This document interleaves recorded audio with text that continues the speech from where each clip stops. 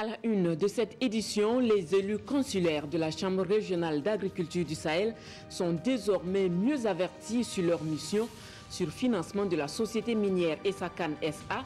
Ils ont été outillés sur leur rôle et leurs responsabilités, mais aussi sur le fonctionnement des chambres régionales d'agriculture. Vous suivrez également dans cette édition l'ouverture des examens blancs du baccalauréat et du BPC de l'année 2018-2019 organisés par la jeunesse étudiante catholique GEC. Des examens blancs qui se déroulent un peu partout à travers le pays et qui touchent plus de 8000 candidats. Ce sont là les titres de cette édition de 19h. Madame, Monsieur, bonsoir et merci de choisir la télévision du Burkina pour vous informer. Voilà, comme je vous le disais en titre, les élus consulaires de la Chambre d'agriculture du Sahel savent davantage sur leur rôle et leurs responsabilités. Une session de formation de 3 jours financée par la société minière Essakan SA leur a permis de mieux comprendre le fonctionnement des chambres d'agriculture. C'est un compte-rendu signé Souleymane Kwanda et Seydouzon. Après 3 jours de formation, ces élus consulaires de la Chambre régionale d'agriculture du Sahel connaissent mieux leur rôle et leurs responsabilités. On a vu beaucoup de choses, les rôles des bureaux exécutifs, le rôle du bureau provincial, le rôle de communal, tout. On a vu chacun à son rôle. On a vu entre le président et le secrétaire général, chacun a son rôle qu'il devait mener. Et ensemblement, on a vu comment évaluer le plan d'action de 5 ans et plan d'exercice de 10 ans. Ces élus consulaires ont aussi approfondi leurs connaissances sur les techniques de production agricole et sur les techniques de production du niébé. Objectif donc atteint par la Chambre régionale d'agriculture du Sahel. Cette formation peut changer beaucoup de choses parce que tant qu'on ne sait pas qu'est-ce qu'est le rôle et puis le devoir, on peut travailler mais aller en deçà des résultats. La Chambre régionale d'agriculture du Sahel espère que ces élus consulaires mettront à profit ces connaissances acquises pour mener à bien les différentes activités de développement sur le terrain afin de booster la production agricole. S'il espérait de bons rendements agricoles sans eau, l'eau source de vie, cette denrée ne sera plus une corvée pour les populations de l'arrondissement 9 de Ouagadougou. L'arrondissement est bénéficiaire de 3 forages offerts par l'Organisation humanitaire pour le développement, Siedi Larien et Dramandadian. Nous sommes à Yagma et ces premiers verres d'eau marquent l'inauguration de ce forage. Autre quartier, même réalité. Watinoma accueille aussi ce nouveau forage. Ce sont au total 3 forages implantés dans l'arrondissement 9 de la ville de Ouagadougou. Un don de l'Organisation humanitaire pour le développement basée en Turquie.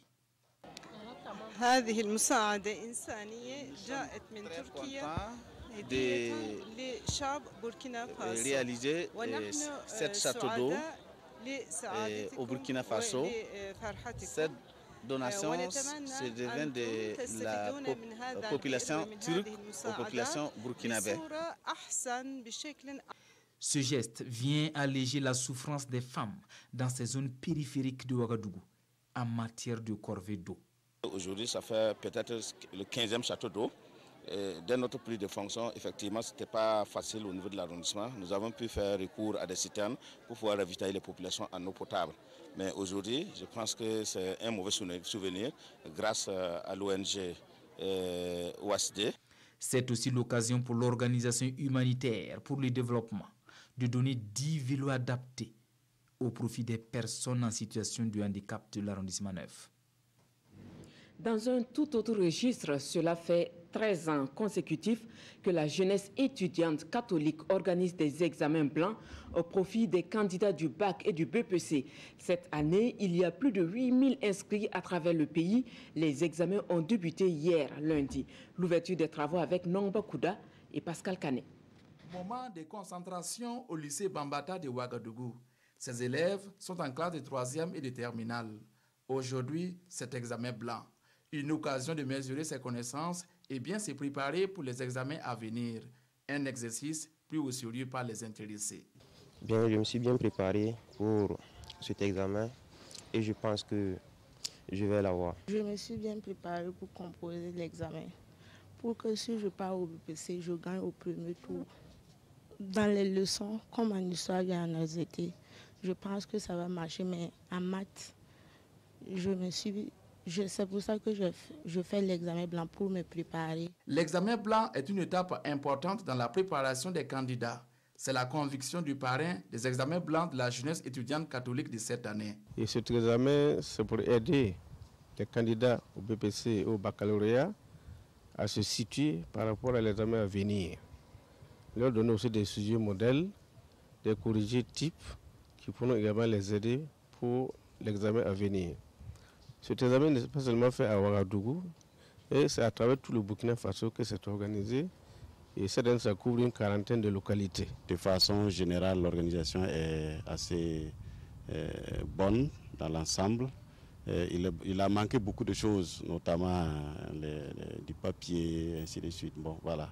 Mais au niveau du budget, on s'est organisé pour que le matériel puisse être réuni et que les différents candidats puissent composer dans de bonnes conditions. Chaque année, la GEC organise des examens blancs afin d'accompagner les candidats dans leur préparation aux épreuves de fin d'année.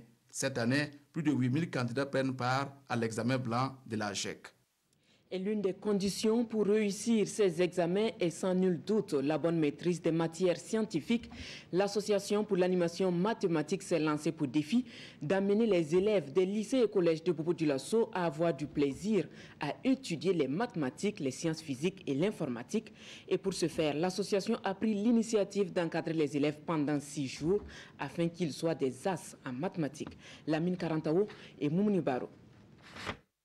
Présentées souvent comme des disciplines dures, les mathématiques, les sciences physiques et l'informatique font l'objet de démystification à travers différents jeux.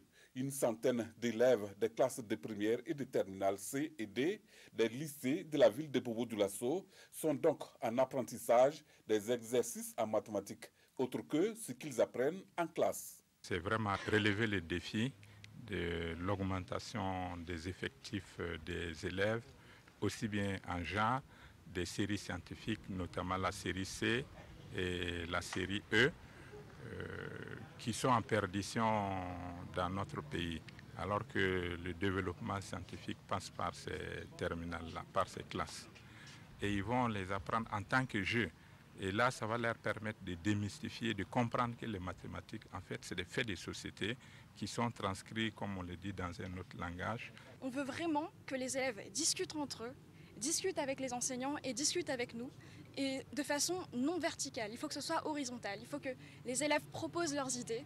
Et le but, c'est de leur montrer qu'on peut avoir des idées qui marchent, qui ne marchent pas, mais ce ne sera pas un échec. Ce sera une forme d'apprentissage et un apprentissage ludique. L'objectif est donc de favoriser l'émergence des jeunes dans des disciplines scientifiques afin de pouvoir inverser la prédominance de l'enseignement général littéraire à celle des sciences exactes. Quand on regarde un peu les chiffres des sessions passées du baccalauréat, par exemple en 2018, on voit que sur près de 5000 candidats, la série C occupe 0,2%. Et la série E, 0,04. Malgré la croissance, l'augmentation exponentielle donc, des effectifs, n'est-ce pas, ces séries sont carrément sous-représentées. Voilà pourquoi il nous faut encourager, il faut plus d'engouement. Bientôt, ces élèves vont former des clubs dans leur établissement. L'objectif étant de rendre les mathématiques plus attractives. Et que dire des matières liées aux nouvelles technologies de l'information et de la communication? Là aussi, il faut une bonne dose de maîtrise. Encore faut-il disposer du matériel adapté. En tout cas, les étudiants de l'université Aube Nouvelle n'ont plus de soucis à se faire. L'université vient de bénéficier de matériel technologie de la part de l'Office national de télécommunications, ONATEL. Voilà qui conforte l'université Aube Nouvelle dans son projet d'ouverture d'une filière en ingénierie télécom. Le geste est de l'ONATEL SA. Il s'agit du matériel radio, de transmission et d'énergie offert dans le cadre d'un partenariat entre les deux structures. Ce geste c'est passe de commentaires. Vu son importance, si on vous disait le prix, vous serez plus émerveillé. Nous avons les ingénieurs de l'ONATEL, disons les ingénieurs au niveau national, qui sont donc impliqués dans le programme, plus des ingénieurs au niveau international, qui viendront notamment de la France et du Canada, s'associer donc aux nationaux pour que nous ayons vraiment un produit qui répond aux normes internationales. C'est le tout premier geste de l'ONATEL dans le cadre de son partenariat avec l'Université Aube Nouvelle. Je pense que déjà, l'Université Aube Nouvelle est déjà un pôle d'excellence dans le cadre de la formation. Et pour nous, il s'agissait donc pour renforcer cette formation de mettre à la disposition des étudiants une maquette de test qui est comme un petit réseau de télécommunications qui puisse les permettre donc de faire des tests réels et pratiques et d'avoir des compétences déjà pour le marché du travail. Avec ce matériel, l'Université Aube Nouvelle tente grand, ouvrir la deuxième école en ingénierie télécom dans la sous-région après celle de Dakar au Sénégal. Les responsables de l'école de formation Saint-Joseph de Samba, eux, n'ont de cesse de rendre grâce au Seigneur. Le Juvénat a commémoré ce dimanche son 60e anniversaire. Plusieurs activités ont marqué cette commémoration placée sous le thème « Renouveau ». C'est un compte-rendu signé Adama Giti et Draman Diadian.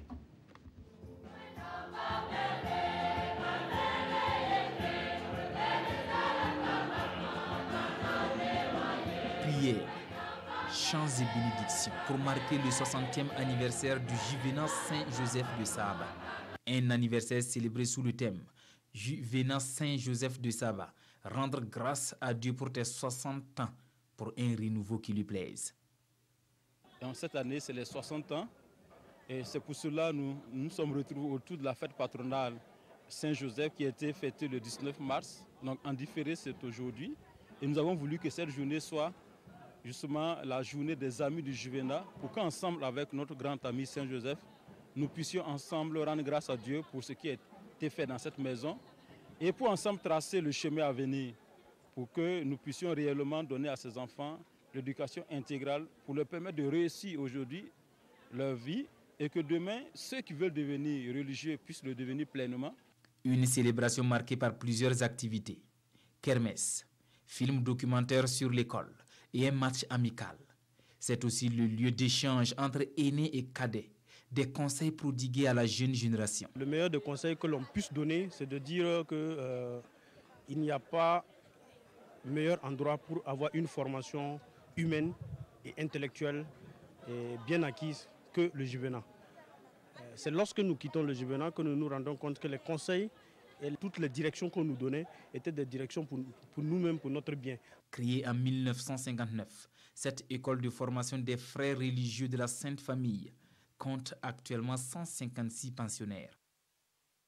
Voilà qui referme ce journal de 19h. Merci de votre attention.